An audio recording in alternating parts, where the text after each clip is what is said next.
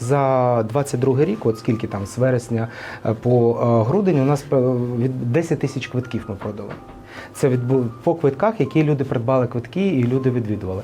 Але я не можу зараз сказати, скільки ще тисяч було соціальних безкоштовних заходів, які відбувалися саме в цій локації. Ми створили виїзну групу в дитячих лікарнях, в центрах проживання вимушених переселенців. Ми робили вистави і саме в серпні місяці ми вирішили створити сцену в укритті.